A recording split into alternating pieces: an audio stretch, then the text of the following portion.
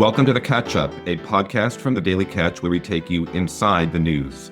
My name is Walter Mullen, and I'm the publisher of the Daily Catch. And I'm Emily Sachar, the editor of the Daily Catch. In this podcast, we discuss stories that have appeared in the Daily Catch. We give you insights into how we put the stories together, offer some additional observations, and discuss where the stories may be heading as we move forward.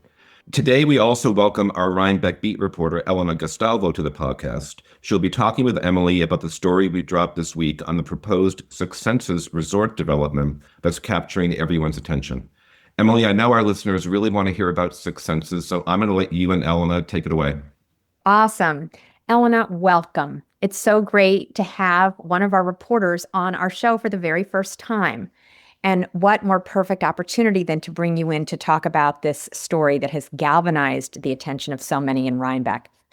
So welcome. Great to be on the show, Emily. Awesome. So Elena, let's just start with the basics.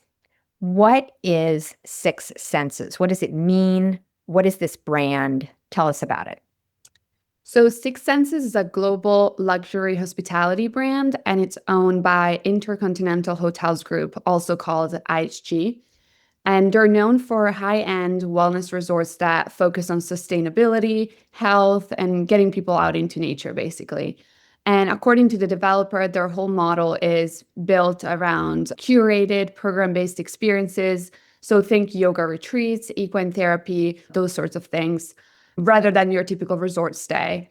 And the project in Clinton that we're looking at is actually one of about 5 Six Senses developments in the US right now, but none of them have opened yet. Interesting. I just want to mention to you, Elena, I don't think I've told you this. I was in Asia a few months ago in Bhutan on my way to Vietnam to see the family of Lin Nguyen, and I chanced upon 2 different Six Senses resorts. So are they very common in Asia, or was that just complete happenstance? Yes, the brand is based in Thailand, in Bangkok. So they are more common in Asia, but again, they're trying to expand in North America as well now. Okay. So you mentioned that you said there were 5 or 6 other projects in the United States and none had opened. So one of those projects is in our area, right? You said in Clinton. Can you tell us what they're proposing to do in our community? So the proposal in Clinton is for a wellness retreat. This is how the developer calls it. It's on a 236-acre property in the town of Clinton, and it's just off Route 9G. So on that parcel right now, there are 28 buildings on the site, but they plan to add 26 more, which would bring the total to 54 buildings. And these would include guest lodges, dining areas, spa facilities, and they plan to expand the lodging from 15 rooms to 65 rooms with enough space to host up to 249 overnight guests. And then they're also planning for around 150 staff members, which would work in staggered shifts, so not all at the same time. And then one of the biggest additions would also be a 21,000 square foot wellness complex, which would be spread out across 5 new buildings. And then there would also be 3 pools and a range of spa amenities included. Mm-hmm. So I know that there's been a lot of conversation about the pools. You just said 3 pools. I think at one point I had heard 10 pools. Is that just wrong? Or have they changed and scaled back their proposal there? So the developer has proposed to have 3 total pools, 2 outdoors and 1 indoors. Mm-hmm. And then they will also have hot tubs around some guest units, but those would not be as big as pools. They would just be hot tubs for, let's say, 2 people staying in a guest unit, then they will have that hot tub. So what you're telling us, Elena, is there's just been a lot of misunderstanding by the community about the pool particular issue. There has been some confusion in terms of what the project actually proposes. And so what we were trying to do is to really shed light on what is being proposed. And that was the purpose of going on a tour with them. Okay, great. And the tour you're referring to is the one that led to the wonderful piece that you wrote a couple of days ago. So we should direct our readers to take a look at that. So Elena, this project has created so much friction, right? There have been lawsuits and so forth. Can you lay out for us who the players are? I imagine the developer is one of the, like on one side of it, so to speak. Who are the players? On what sides do they lay down? Just walk us through that. So yes, so to start off, the developer is a company called CECNY Land Holdings, which was set up by IHG just for this project. And the developer says that the retreat will bring a boost to the local economy with about 150 jobs and also partnerships with over 50 local businesses in the area. They also pointed out that more than 200 acres of the land would be left untouched, and that all the new buildings would go on areas that are already cleared or previously developed. And so their pitch is basically that this is an eco-friendly, low-impact retreat that stays true to what the site's already been used for, which was a conference and retreat center in the past. And so to move forward, they're really relying on a special use permit that was secured by the previous owners in 2005.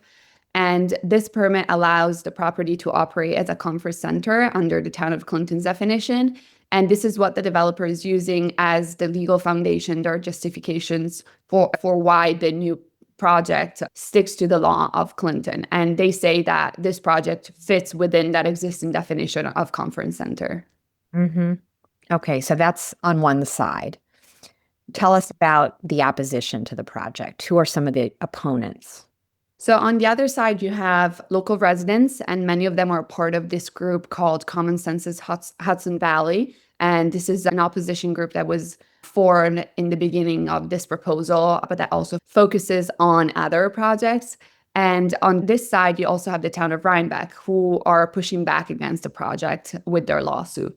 And the opposition argues that the scale of this development goes way beyond what was allowed under the 2005 permit, and that this is really more of a hotel, which is not permitted under Clinton zoning law for that area.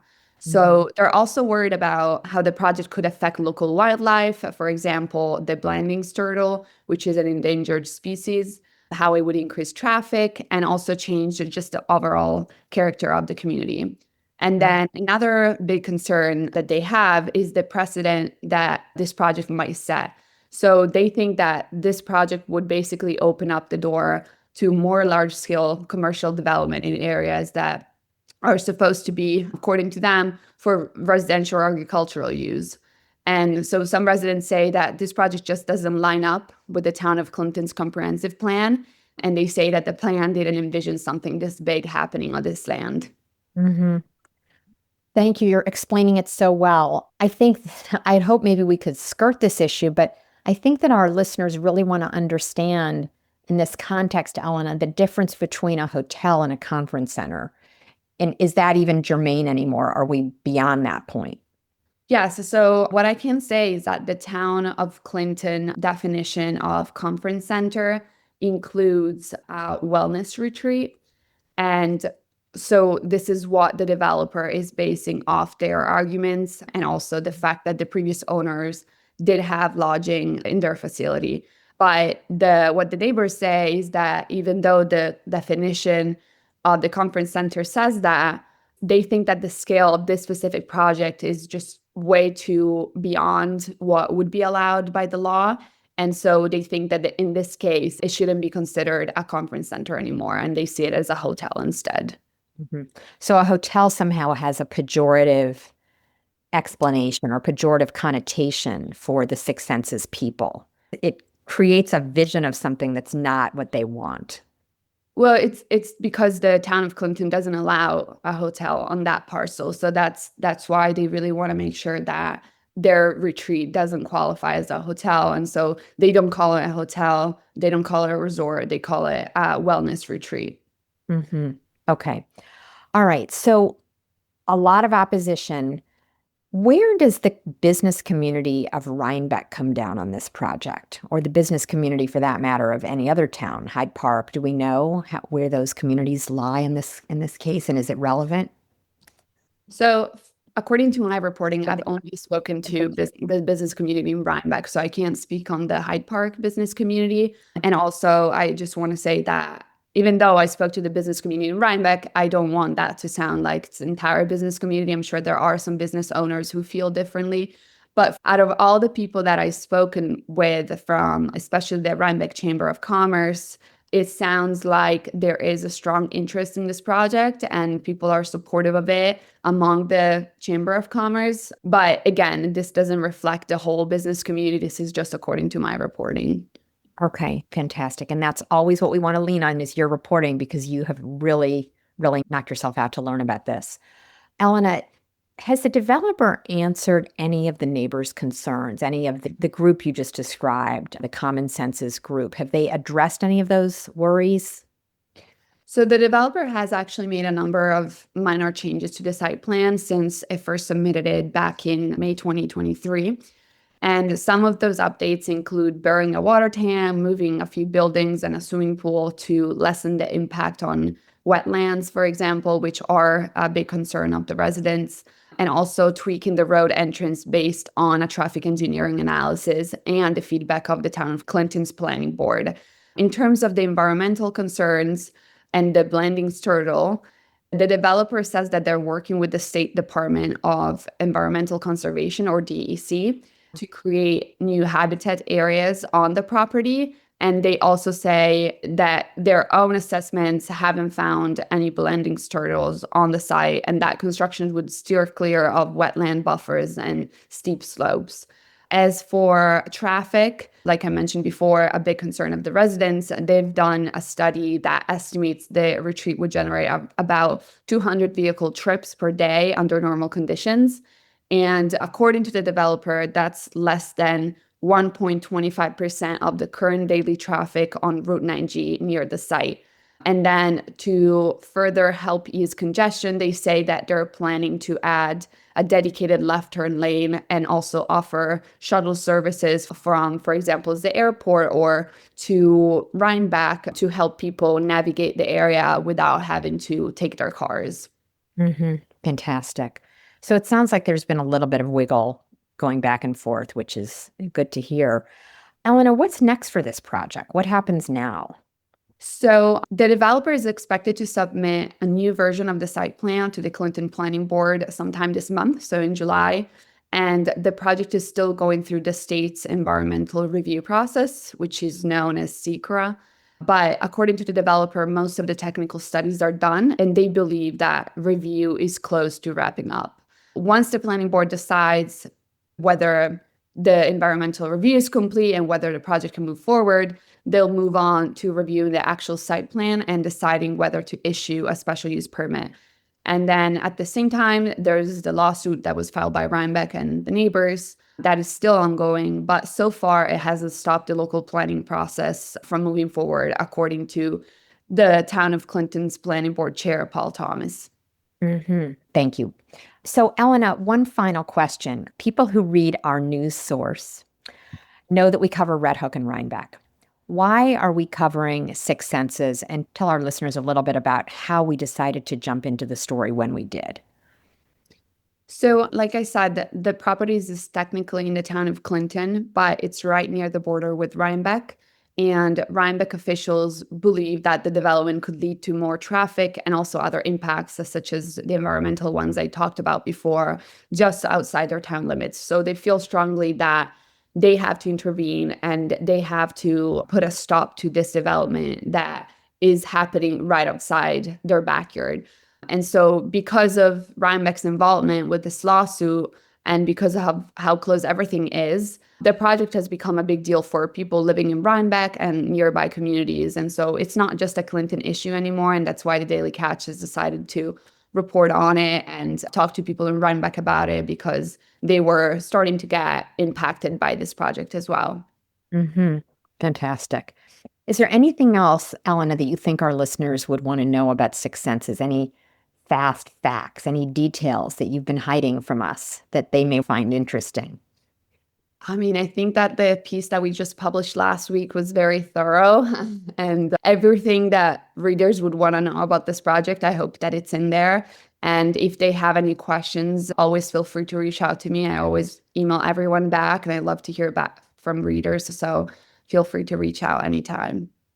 All right. Well, thank you so much for being on our show. I hope you loved your debut performance, and we'll come back many, many times because we have lots of stories coming out of Rhinebeck, and we will want your expertise and insights. Thank you so much for having me. This was a lot of fun. Awesome. That was very interesting, Emily. And the story has really captured a lot of people's attention. There's a lot of passion on both sides. It really has. And, Walter, one of the things that we think a lot about, and I was attempting to get Elena to talk a little bit about this, is how we decide what stories the Daily Catch will cover. And this is a story we were certainly aware of well before we wrote the big takeout feature and even before Rhinebeck filed its lawsuit. But we wanted to wait until we really were sure there was a community interest in the communities that we are devoted to covering. Because once we start stepping too far out of our lane, so to speak, we raise expectations that we're going to continue with that kind of coverage ad infinitum, and we really aren't in a position to adequately cover other communities at this time. So I think we picked the right moment, and I hope our listeners and our readers agree with us. Once the town of Rhinebeck filed the lawsuit, we sort of had to jump in and follow it. Yeah. Absolutely. Yeah. Absolutely. Let's move on to two more topics. The next topic is going to be the caucus for the Red Hook Town Board. We finally have confirmation of the Democratic caucus new date. What's happening with that? Yeah. So as we had mentioned to our listeners last week, we expected the caucus was going to be on Sunday, July 20th, and that in fact is now correct. But we also have a place, a venue, and a time. So it's going to be held at the Red Hook High School Performing Arts Center, and it's going to open at 4:30. Now, let me clarify, because last time there was confusion apparently by some members of the community about what that opening time means. So it's a little bit like a party in that you can come for a certain window and get in the door, but you're really expected to show up at 4:30 and start getting in line. What the caucus organizers have said so far is that at 5:30 or when the line clears, and it sounds like whichever comes first, the doors will be closed, and they will be closed to anyone who has not registered at that door. So you need to be a registered Democrat in the town of Red Hook to participate in this caucus. You can't be a registered Democrat outside of Red Hook, and you can't be a member of a party from another town or another community. I'm already sensing a little bit of confusion. At 5:30 or when the line clears is already confusing. Already confusing. So we actually have asked the caucus organizers, but have not heard back. What if the line has cleared, but 3 people show up at 5:20? Are they not going to be allowed to get in? We don't have an answer. What if the line has not cleared by 5:30? Well, then I'm imagining they will continue to register people, right? So Okay. I imagine they're going to look at who's there at that moment and not allow additional people to get into the line. But clearly, if you have gotten in queue up till the time that is relevant, the 5:30 deadline, you'll make it in. I think the more concerning question, and one that I have not been able to get an answer to, is what if the line clears quickly, but people show up later? So Right. We are advising, based on just common sense, get there at 4:30, get there at 4:35, be in line, right? Having it at the Performing Arts Center, I am told, because they're anticipating that there could be more people than were there last time. The last time at the Red Hook Community Center, 242 people cast ballots. If it's more than that, could take longer.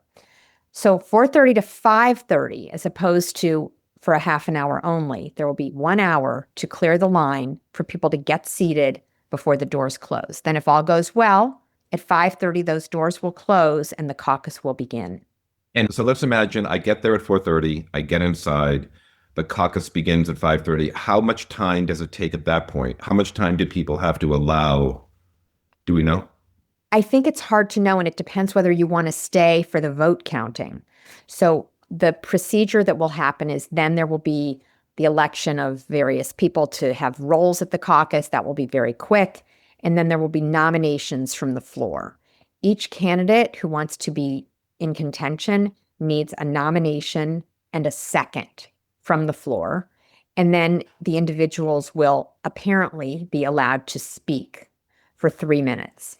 So depending on how many people there are, there could be 10 people, unlikely. We know that Ken Migliarelli intends to put his name in contention again. We know Christina Ducharme intends to put her name in contention again. I've reached out to Christine Kane, the incumbent, have not heard back. on whether she intends to or whether there are new people. One of the reasons that caucuses have been popular is that names can come up from the floor. That's allowed. That's not allowed for a primary. Primary, all those names have to be in contention, they're on the ballot, and so forth. But for a caucus, which is a more free-floating kind of situation, names can come from the floor. Then there will be ballots. Each member of the public who is registered will be able to select 2 names because we have 2 open seats for town board. I haven't even made that clear. This is a connection for town board. We also are putting in contention a candidate for town clerk. So without this caucus, the town clerk, Deanna Cochran, who is running for re-election, would have had no access to the ballot, is the language they use, because she's not nominated as an independent. She wasn't nominated as a Republican. So if we want to have a town clerk, we need to have a caucus, at least for that race, right? And people are so focused on the town board, I think that town clerk role has been overlooked. Yeah, it's interesting to imagine life in Red Hook without a town clerk in that role.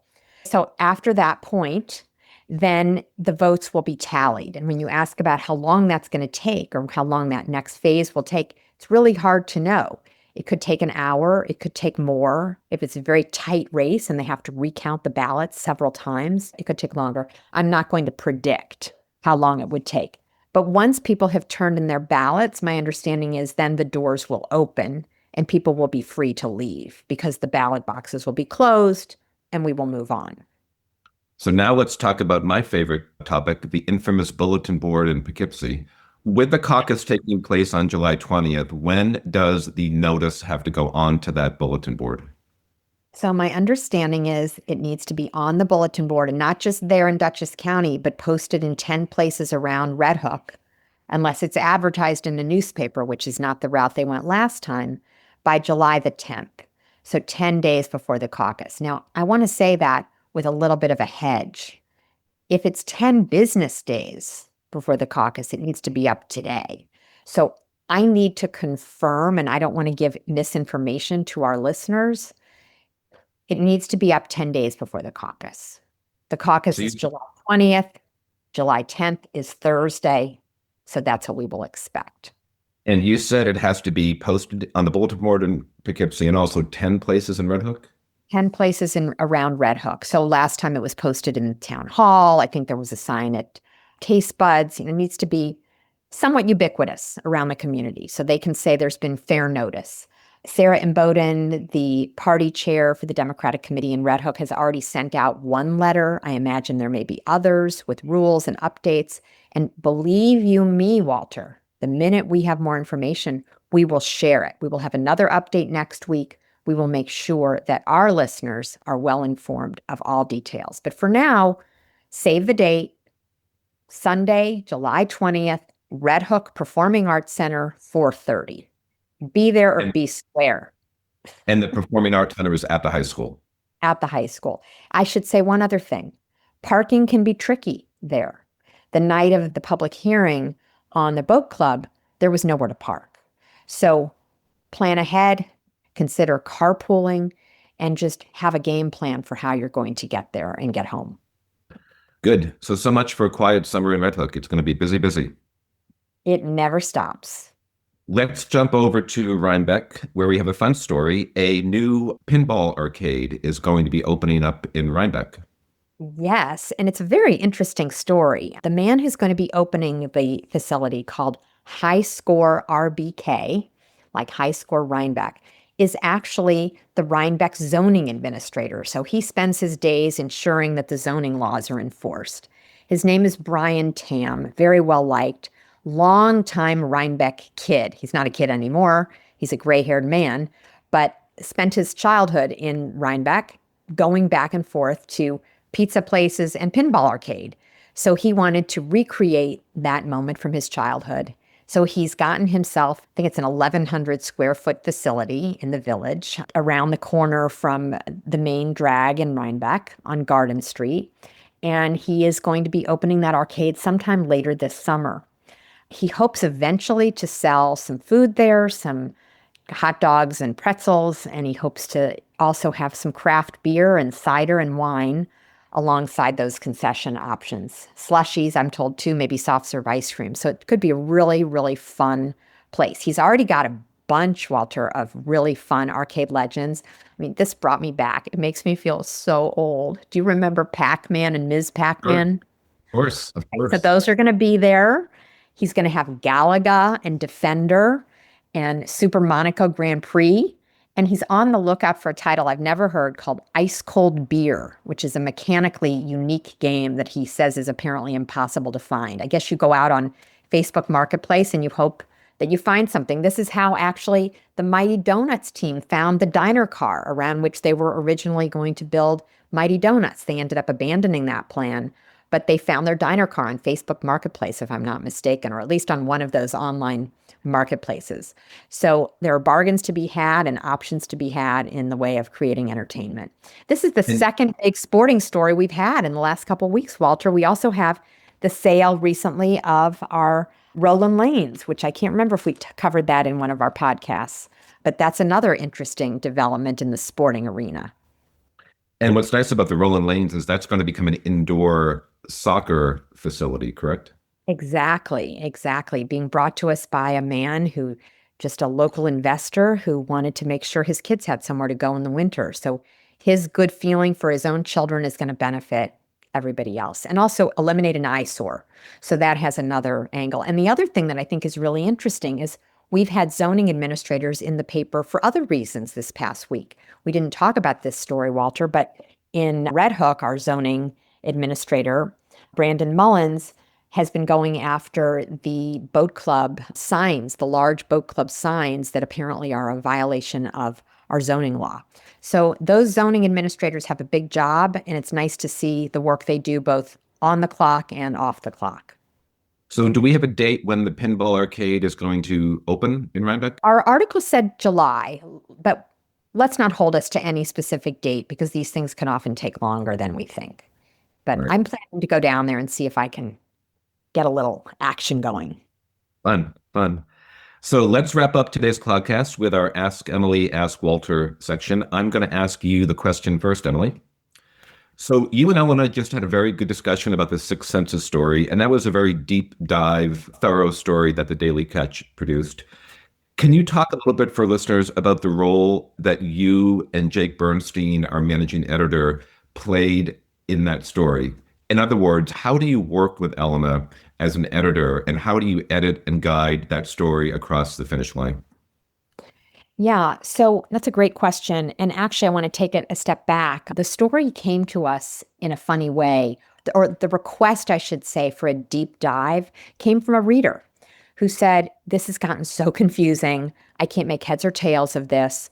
Would the Daily Catch consider doing almost like a primer, like a Wikipedia article?" Well, we don't really do Wikipedia articles because that implies that we're not going to go talk to sources necessarily. We're just going to read a bunch of documents and summarize books and so forth. And that's not the approach we take at the Daily Catch. So the work that Elena had to do was to get a walkthrough, which is something we asked for, and we were able to get the developer to oblige, and then talk in detail to people on the quote unquote other side, right? So to the common senses people.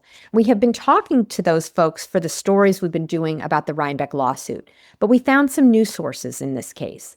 And we then packaged it all up, and Jake Bernstein did a wonderful job working with Elena. So what we will often do is on a big story, we will assign one editor or more, one editor usually initially, one of us, to usher the story through and get the reporting done, figure out what the story is about, what's the architecture and design of the story. And then whoever has not been that person backstops for the other person. So we say read behind.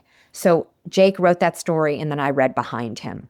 So I'm looking to see, are all my questions answered? So these big stories go through 2 very serious edits. And then they will also be edited by our copy editor. And just to give our listeners an understanding, how many days of work went into that story? So it took Elena about 2.5 weeks to finish it, but she was working on other stories too. So our reporters are generally doing 3 to 3.5 stories a week on average. So she's got that going, but she's also going to planning board meetings and town board meetings and so forth and doing short feature stories. So she's nipping and tucking this into her regular daily regimen. Good, good. Okay, it's your turn to ask me a question. So, Walter, I understand you had some guests over the weekend for 4th of July. I'm not a very good house guest entertainer. Tell me how you make it look so easy. What do you do? Yeah, so we had two good friends come in. They stayed for 2 nights, and we don't like guests to come generally for more than 2 nights. So when we have guests in for 2 nights, we will eat in one night and we will eat out one night. So we cooked a lovely dinner for them on Friday night, and then on Saturday we had a lovely meal at the Little Goat. But going out one night and staying in one night just takes the burden off of us as hosts. And the other thing is I don't like to necessarily be their tour guide during the day. So I like house guests who come and then they can go off on their own during the day and they can go hiking, they can go shopping. Sometimes I'll join them, sometimes I won't, but it's better to have the option to not have to be their tour guide, all day. So those are my tips for hosting guests. Well, you sound like the perfect house guest. Can I come stay next weekend, Walter? Yes, but I'm not going to show you around during the day. Please email your questions to me at walter@thedailycatch, and we will answer one of them on our upcoming podcasts. This concludes this episode of The Catch Up. We hope you enjoyed listening. A big thank you to Radio Free Rhinecilff for their help in producing this podcast, Matty Rosenberg and Jen Hammoud for their help in guiding the episode, and Esther Martel for her help in editing. Emily, it's always a pleasure to catch up with you. Always great, Walter. See you next week.